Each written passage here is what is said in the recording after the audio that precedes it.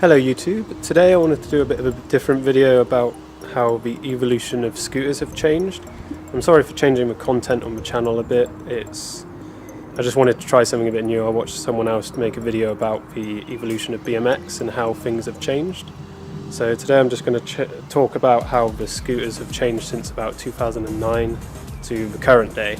So grab yourself a drink and enjoy the history of 2009. We have two scooters. We have the typical kind of setup you would find in 2009 and the setup that we have now. So I'm just going to go over the main points of what was common back in the day to what we have now and can kind of compare it. I'm just going to summarize. I don't want to take too long explaining it. So we'll jump straight in and talk about the foam grips. So these were quite common back in the day. People did prefer them, some people. They did tear up, and they did tear up your hands along with them. We kind of adapted to BMX grips eventually, but some people like Remy Broussard, I think he was the last person I saw actually really like them. Epic did actually bring out their own foam grips. Moving along to the bars, again these are the kind of bars that were common as well. One-piece bars were only just coming in. So people would have stock Razor bars or JD Bug in the UK. Again, foam grips. People used to like reinforce these by putting bolts here. I put one through the crossbar, really heavy, bulky, dangerous. The clamps were terrible as well. But this is the kind of thing that people would do as well. They'd buy a steer tube or even just take the seat post, because this is a BMX seat post. It's a Pacific type. Where you can like DIY your bars and put a crossbar through here, but people used to put these in here as well. Common practice, but yeah, again, as you can tell, very dangerous. Not really something you really want to be riding. So we're kind of blessed with one-piece bars in that sense, is that they're really safe. So yeah, back to these one-piece bars. These are Mr. H bars. These were made, well, he did make bars back in like 2008, but before that it was Wee Bars. Shout out to Wee Bars and Maddis Cook, awesome company.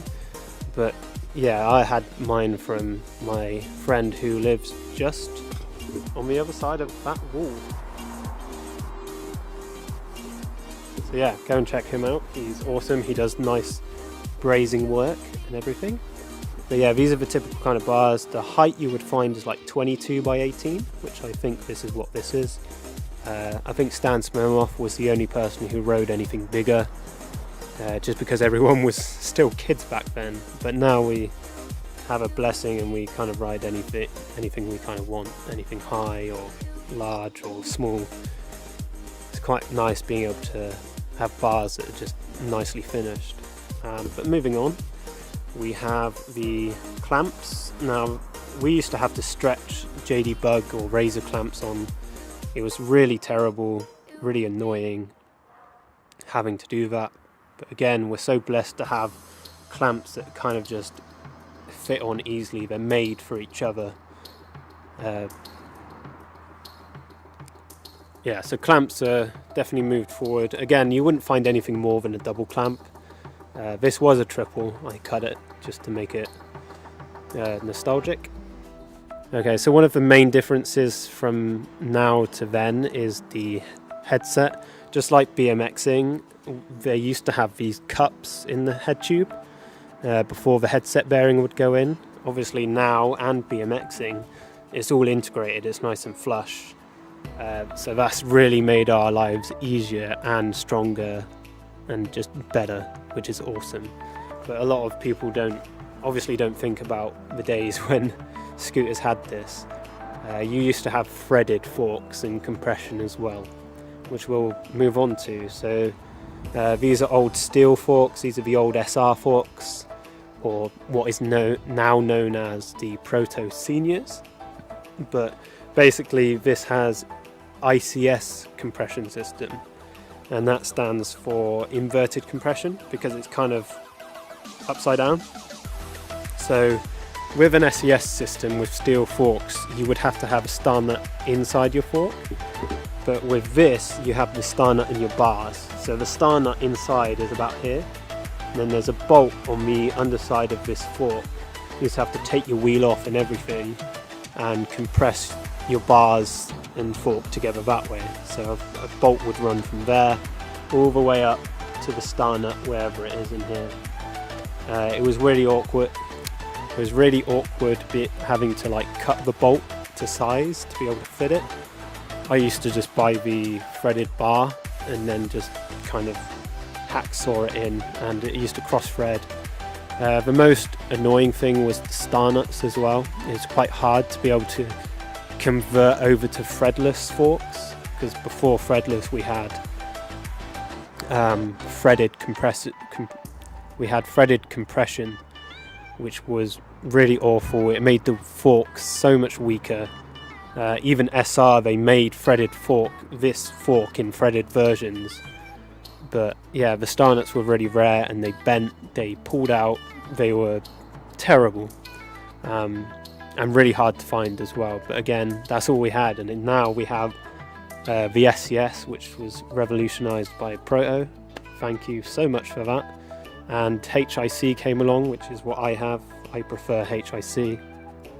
So moving on, we have the folding mech. This one has two 10mm bolts. I found this a lot stronger, so that's what I always did. I did run the 8mm bolts, because basically this bolt here is like the old rear axle from the back, and people just used to use those in here. The problem with that is that the actual gaps in the head tube were actually bigger, so this whole head tube angle would change. It would just eventually slowly move back until it was like 80 degrees. It was really bad to like tail whip and stuff, and your bars were in your lap and stuff. You might as well just have folded your scooter down, to be honest, but nah, not quite that far. But yeah, this whole folding mech, it's alright, it's reasonably strong. The only problem with it was welded, but it was also, if I go on the bottom, you'll see there's these holes here. There's a plate to reinforce it in the Razor Pro models, which was awesome, but it was also bolted under this plastic piece, and under the plate it used to be bolted as well. But these holes used to be so weak it would snap and you'd have to get a new deck. People got around it by having big reinforcements down the side. I had steel reinforcements, but it was common practice to kind of have aluminium, and it did make this platform on the bottom wider, which is what you find typically today. But this is the kind of construction that we had to do. You basically have to call it construction. It was that bad. Also on these dropouts, where you would grind, it would eventually wear away and make this all weak and terrible. People used to do sets and completely hurt themselves badly.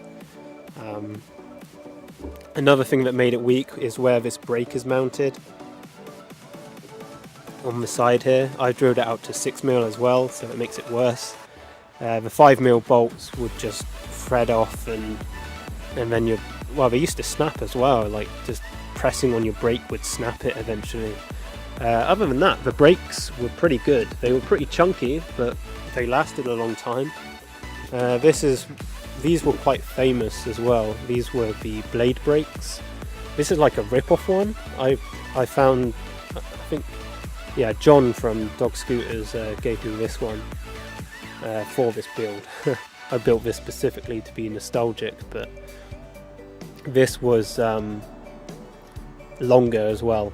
People used to cut them, shave them down. It was called a shorty brake, but this blade was, I believe it was the company before Mad Gear. It evolved into Mad Gear, but they did there was an older deck to this. It was the Razor A model, and Blade made a very similar kind of scooter in Australia as well. I think it was Australia.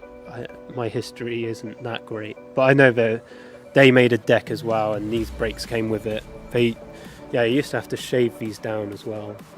They weren't meant to fit the Razor, but people did. and they were awesome. The best brake on the scooter completely. Again, the wheels. I have wheels here, as you might have seen. So these are typical plastic ones. They would break and snap, but there was Micro Extreme. They used to make the first metal cores, and then Eagle came along, and then Proto, in my opinion, evolutionized the metal core wheel. These are the kind of mid, well, I would say 2012. Yeah, 2012 I bought these ones. So these aren't original, but I think the silver is the silver writing is the sliders, I believe. Correct me if I'm wrong. But again, metal core wheels were such a blessing back in the day. Again, they were hard and expensive to get hold of. But that was the kind of thing we had to deal with. Kind of a bit of a pain, but now, dude, every time I can get literally any set of metal core wheels now, perfect, I can ride them, because they're better than these. The grip tape, just standard skate grip tape, just a big sheet cut up, square, nice, simple. But yeah, that's kind of everything. I think I've covered everything. But that's your typical kind of scooter. But now we have toolbars wide, anything that fits you. We even cut down decks that fit. That's another problem we had, was foot space. A lot of the older riders struggled with foot space, but now it's not a problem. We can just ride. But yeah, I hope you enjoyed this video. I certainly do enjoy talking about it.